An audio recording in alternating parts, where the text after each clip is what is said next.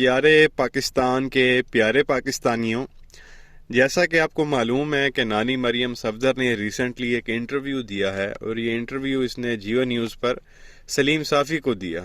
اس interview کے آن year ہونے سے پہلے ہی میں نے آپ کو بتا دیا تھا کہ اس انٹرویو میں اس نے کیا کرنا ہے اور کیا اس نے باتیں کرنی ہیں، اور یہ ایسی اس میں چھوڑے گی کہ بعد میں کلپ جو ہے وہ نکل کے سامنے آئیں گے، اس پہ جو ہے وہ میمز بنیں گے، اور پٹواریوں کو تو خیر اس نے رلا ہی دینا ہے۔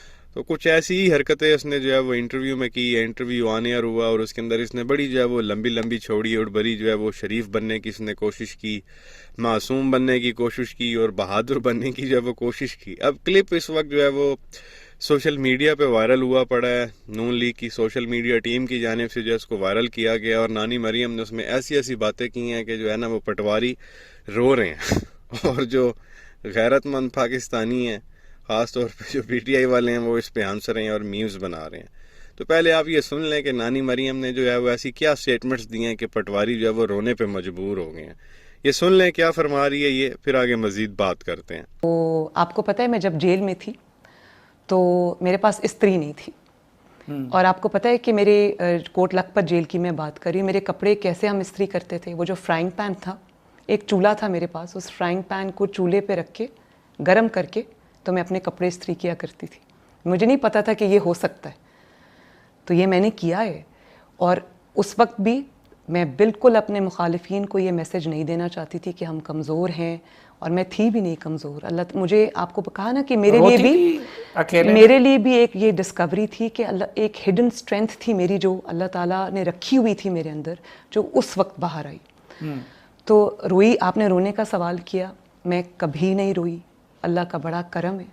نہ میں عوام کے سامنے کبھی روئی، نہ میں کبھی اپنے جیل کے سیل کے اندر سالیٹری کنفائنمنٹ میں کبھی روئی۔ کنفائنمنٹ تھی، صبح 7 بجے میرا تالا وہ کھولتے تھے، ایک تالا کھولتے تھے باہر والا، وہ ڈیتھ سیل تھا کیونکہ، تو وہ ڈیتھ سیل میں یہ ہوتا ہے کہ کمرہ اور باتھ روم اکٹھا ہوتا ہے، اور اس کے باہر ایک برآمدہ ہوتا ہے، جس برآمدے کو ڈبل لاک لگا ہوتا ہے، اس کو بھی تالا لگا ہوتا ہے، کمرے کو بھی تالا لگا ہوتا ہے۔ کمرے کا دروازہ وہ صبح 7 بجے کھول دیتے تھے، شام کو 5 بجے بند کر دیتے تھے۔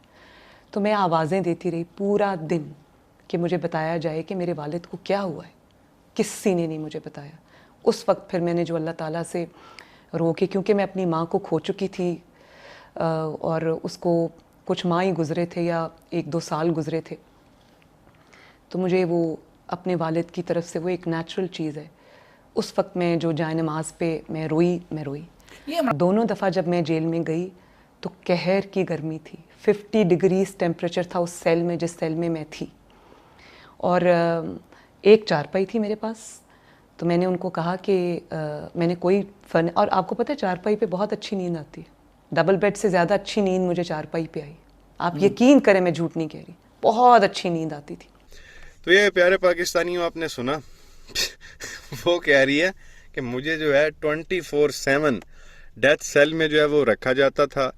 ڈیتھ سیل میں جو ٹمپریچر تھا، درجہ حرارت، وہ 50 ڈگری ہوتا تھا، اور میرے پاس جو ہے وہ استری نہیں ہوتی تھی، تو کپڑے جو ہے وہ استری کرنے کے لیے میں فرائی پین جو ہے وہ گرم کر کے اپنے کپڑوں پہ پھیرتی تھی، اور پھر جو ہے وہ میرے کپڑے استری ہوتے تھے، وہ میں پہنتی تھی، لیکن میں کبھی روئی نہیں۔ میرے اوپر جو ہے وہ اتنا ان لوگوں نے ظلم کیا۔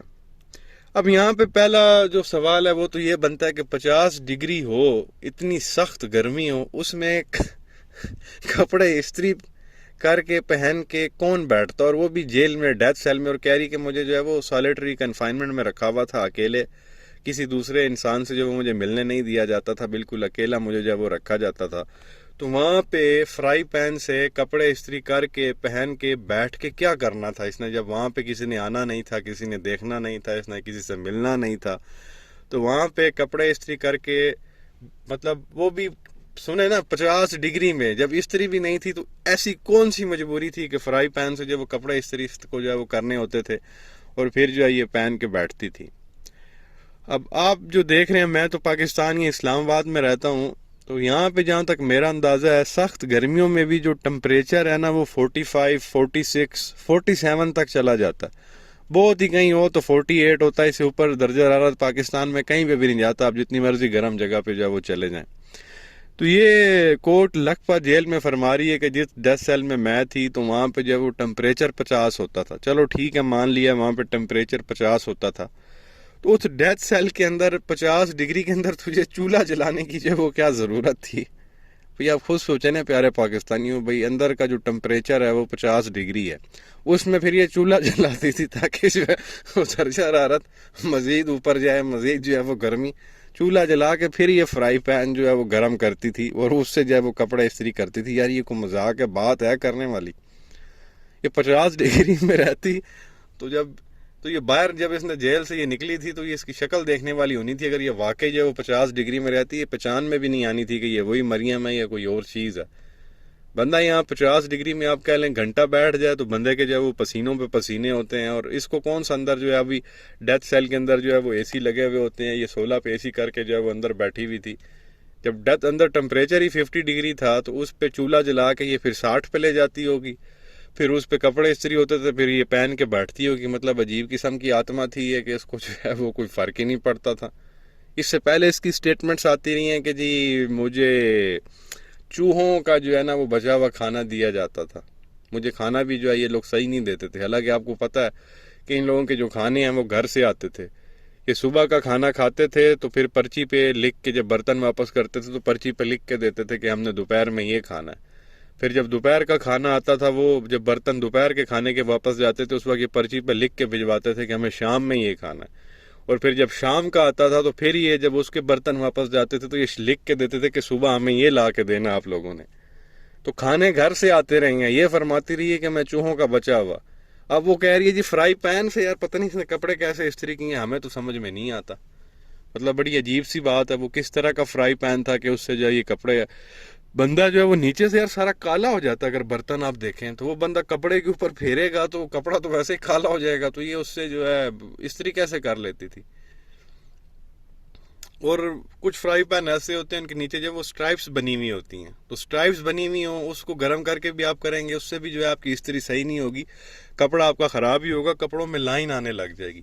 تو یہ پتہ نہیں کون سی نسل کا جو ہے وہ فرائی پین جو ہے وہ اس نے رکھا ہوا تھا, جس سے جو ہے کپڑے بھی استری کر لیتی تھی 50 ڈگری میں اور پھر پہن کے بیٹھتی تھی. اور پھر پتہ نہیں ملاقاتیں کس سے کرتی تھی وہ استری ہوئے ہوئے کپڑے پہن کے, میری تو سمجھ میں یہ نہیں آتا. اوپر سے ڈیتھ سیل کی جو ہے وہ کہانیاں کرا رہی ہے, سولیٹری کنفائنمنٹ کی جو ہے یہ کہانیاں کرا رہی ہے. مطلب عجیب قسم کی بات ہے. تو بہرحال یہ چیز جو ہے وہ اس نے بولی ہے سلیم صافی کے انٹرویو میں. تو وہ پٹواری اس پہ کافی زیادہ ایموشنل ہوئے پڑے ہیں کہ واہ واہ واہ واہ, اتنے جو ہے وہ اس نے ظلم برداشت کیے ہیں. اور ایکچولی میں اس نے جو ہے نا یہ ٹونٹ کیا, تانا اس نے مارا, طنز کیا کہ بھائی دیکھ لو میں تو 50 ڈگری میں بھی جو ہے وہ رہی ہوں اور کپڑے فرائی پین سے استری کرتی رہی ہوں, پھر بھی نہیں روئی. اور پی ٹی آئی والے 2 دن رہے ہیں اور اس کے بعد بھی جو انہوں نے رونا شروع کر دی. اور میرے اندر جو ہے وہ اتنی ہمت ہے اور یہ ہے اور وہ ہے. بہرحال یہ چیز آپ کے سامنے رکھنی تھی. آپ کی کیا رائے, آپ کو کیا لگتا ہے کہ واقعی ہی یہ جو شکل ہے 50 ڈگری میں جو ہے وہ رہنے والی ہے اور 50 ڈگری میں ہوتے ہوئے کپڑے استری کرنے والی ہے یہ عورت؟